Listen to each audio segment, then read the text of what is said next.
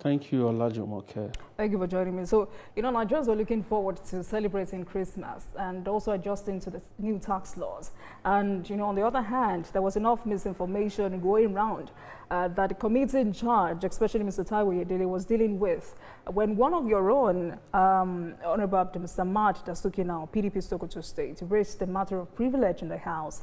It was alleging that the versions of the tax reform laws gazetted and published publicly differed materially from the versions that were debated, harmonized and approved by the National Assembly. And obviously this was enough to trigger public concern, media scrutiny, and there were calls from every concerned Nigeria, because according to him, he spent about 3 days reviewing the copies gazetted alongside the votes and proceedings of the House and the harmonized versions adopted by both chambers of the National Assembly. And he came to a final conclusion, which is that he observed discrepancies. From your own angle, what did the House find out after the Speaker ordered an internal verification exercise? Yes, well, I want to commend my colleague, Honorable Abdul Dasuki, for his diligence, because according to him, he saw a document on the internet, and later he got a copy of it from public sources. And what he found out was that some of the letters of the document in circulation did not conform with what went through the various parliamentary procedures before it was sent to Mr. President by the National Assembly. As a matter of fact, we in the People's House, the 10th House of Representatives, we want to commend Nigerians for their interest in the laws of the country, particularly the Tax Reform Act, and the work that we have been saddled with. Because it is one thing for Nigerians to send you to the parliament, it is also another thing for them to be interested in what you are doing there. So the controversy around that conversation, of course, was a very important one, and we salute Nigerians for their vigilance, because the era that we're in today, you see a lot happening.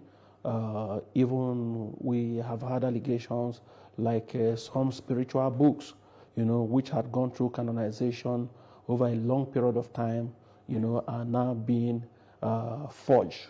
Copies are now many, on the internet, and people no longer know what to even read. The Holy Bible, for instance, we've heard that there are copies on the internet that do not conform with some of the canonized texts that are passed through a long period of time. So coming back to the situation with the Tax Reform Act, Nigerians are interested in it because, of course, it has to do with their money, it has to do with their resources, going back to the government and to be used, for the development of the country.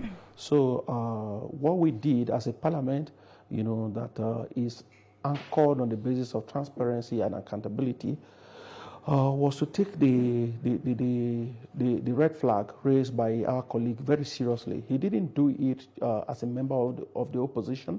We saw it as a genuine concern raised by a member of the parliament, and because his point of privilege, it was anchored on the philosophy, on the guiding philosophy of the 10th House of Representatives to be transparent, to ensure that there's accountability, and that we must work for the Nigerian people. Mr. Speaker, His Excellency Right Honorable Tajuddin Abbas took it very seriously, and as a parliament, we decided to constitute a committee, to look at the issue. But while that was also going on, Nigerians were also raising very important questions, because people were also talking about the document in circulation, and if it emanated from the presidency or the National Assembly, to see some letters, finding their way into what Nigerians, through their representatives in the National Assembly had passed and agreed, to be the tax laws for a period of time for the country. And of course, we were all worried because concerns were raised by our constituents, who called us from various parts of the country, and some raised issues, protests, press conferences, and all of that. And to demonstrate that, yes, we are always in tandem with our discussions and resolutions with the Nigerian people. Remember that these laws went through the rudiment of parliamentary procedures where we had public hearing, we engaged the Nigerian people, we engaged traditional rulers, the civil society, and every individual who had casted his or her vote for us. So, of course, it would have been a very bad situation for Nigerians to find out that their discussions with us are not what came into force on January 1st.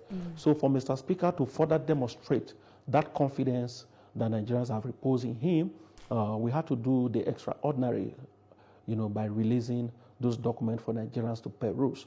And even though that the storm has calmed down, we still expect that Nigerians will still look at the document that Mr. Speaker, and the Senate President in the decision of the National Assembly have released for Nigerians again to further scrutinize it, to see if their fears, have been confirmed or otherwise. Right.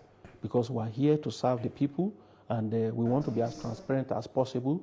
We want to be accountable to the Nigerian people as a parliament. So we still expect, though Nigerians are not talking about it again, but we still want to hear more from them.